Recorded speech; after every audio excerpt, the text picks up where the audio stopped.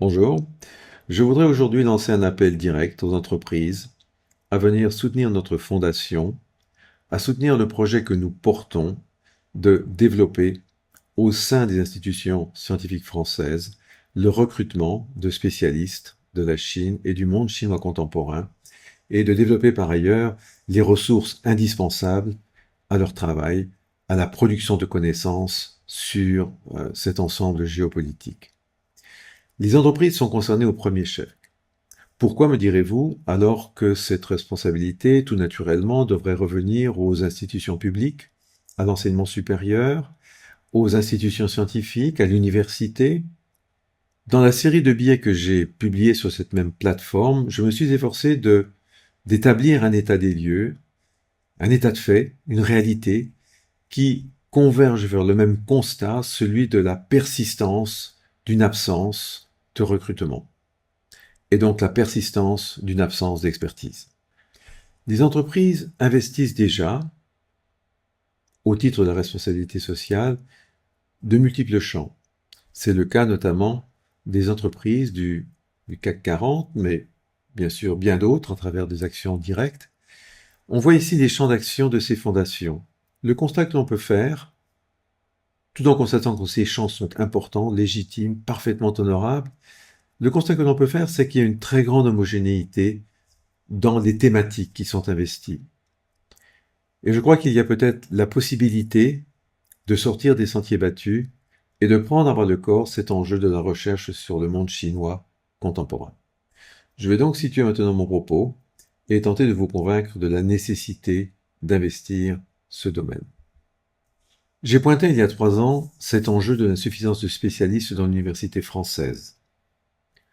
La France et plus largement l'Europe font face à un risque majeur et largement sous-estimé qui tient à leur déficit d'expertise sur la Chine et sur le monde chinois contemporain. Je ne suis pas ici pour diaboliser la Chine. L'enjeu, au fond, c'est d'avoir cette expertise pour être en capacité de se confronter à ce pays de manière intelligente. Aujourd'hui, tous les indices internationaux le disent. Nous avançons à l'aveugle dans un monde où la Chine redéfinit les normes industrielles, technologiques et géopolitiques. On le voit ici, dans les derniers mois, plusieurs experts se sont exprimés sur cette question.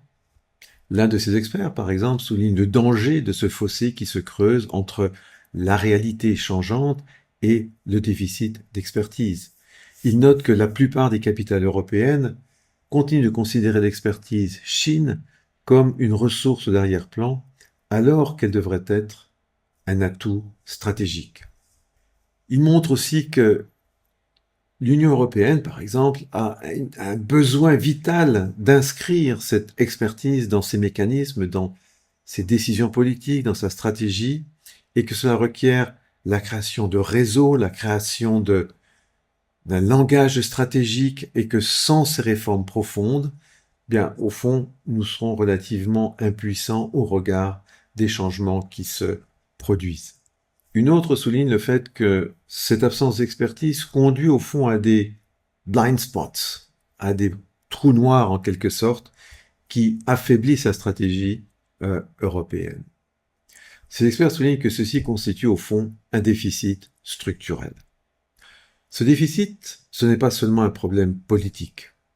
C'est un risque direct pour les entreprises, notamment françaises. Les rapports spécialisés alertent tous sur un déficit de connaissances sur la Chine qui affecte déjà les stratégies technologiques, les investissements en R&D, la compréhension des marchés, la gestion des risques et la compétitivité globale. À quoi ce déficit de connaissances nous renvoie-t-il? Il nous renvoie à la source, il nous renvoie au lieu de formation, il nous renvoie à l'université, il nous renvoie là où l'on continue à produire des générations qui sont China ignorant, comme on le dit sur cette diapositive. Et au fond, cela veut dire que ce vivier de compétences, les entreprises françaises ne vont pas le trouver. Et si elles ne le trouvent pas, sans cette expertise, les entreprises ont du mal à anticiper les transformations industrielles et réglementaires venues de Chine comme on a eu un exemple encore très récent avec les terres rares. Investir, anticiper, comprendre. Ce sont là, je crois, les clés pour protéger l'avenir des entreprises.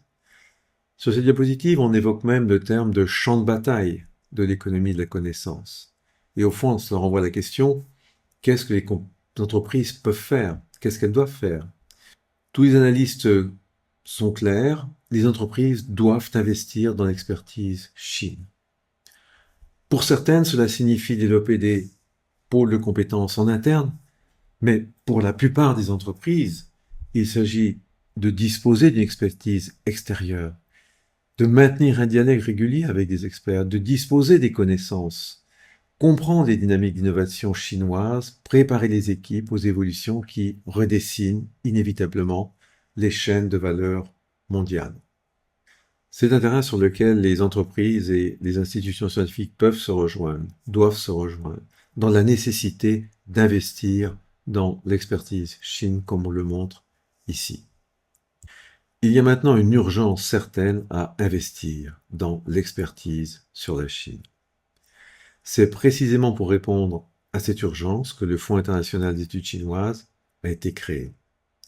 Notre mission est simple, contribuer à former la prochaine génération d'experts, à construire les ressources indispensables à la production de connaissances, participer à la production d'une analyse indépendante et rigoureuse et offrir aux entreprises françaises l'intelligence stratégique dont elles ont besoin pour naviguer dans un monde profondément transformé par la Chine.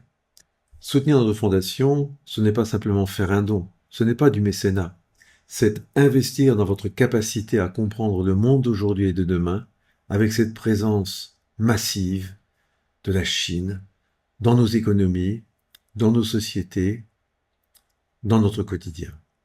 Il y a un élément décisif, le régime fiscal français qui fait que l'État finance à 60% le montant de votre don.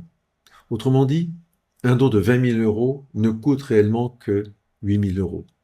Vous ne dépensez pas plus. Vous avez ici sur cette diapositive différents niveaux de dons en fonction du chiffre d'affaires des entreprises.